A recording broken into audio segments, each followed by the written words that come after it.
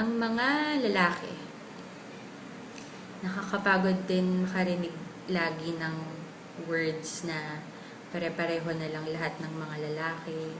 Kasi may mga kilala pa rin naman ako na seryoso at totoong magmahal. Marami yan. Ang mga lalaki, tahimik lang sila. Lagi silang walang kibo. Miski anong daldal mo, minsan wala talaga silang reaksyon. Normal lang yon, huwag kang magreklamo. Halos lahat naman ata ng lalaki ganun. Mga lalaki minsan insensitive pero hindi ibig sabihin wala silang pake. Minsan kaya sila ganun para hindi na lang din sila masaktan.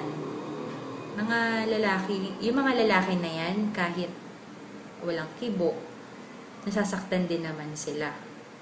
Hindi natin alam na kahit todong ngiti sila, kahit nasasaktan, wala silang magawa, lunok na lang lahat ng sakit.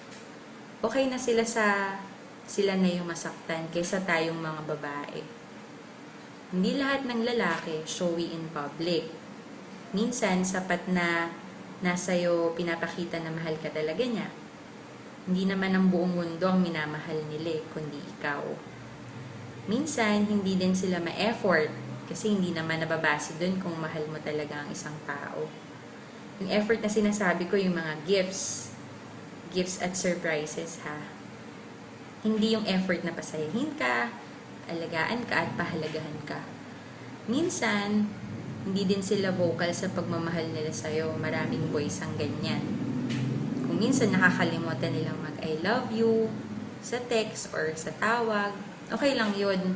Ang importante naman yung ginagawa nila na yung mga bagay kasi sinasabi nila sa'yo. Yung mga lalaking yan, nasasaktan din sila. Sa lahat ng aspeto ng buhay nila. Sa pamilya, kaibigan, sa love life. Kaya huwag kang masyadong etsyosera kung minsan gusto niya mag-isa. Hayaan mo lang.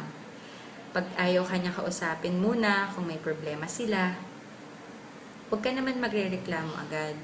Ginagawa niya yun kasi gusto niyang intindihin mo siya.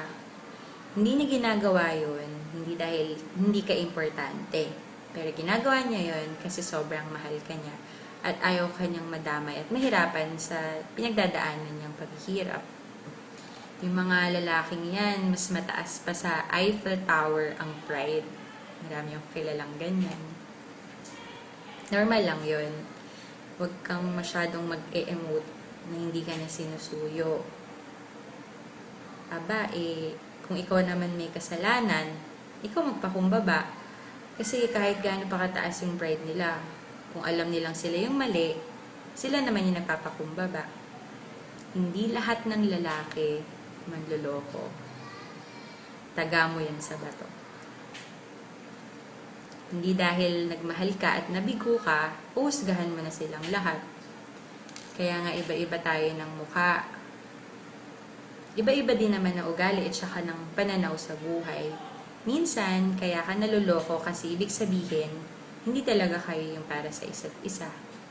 Minsan, pinapadanas din sa'yo ng Diyos kung paano masaktan para alam mo kung paano magmahal palalo.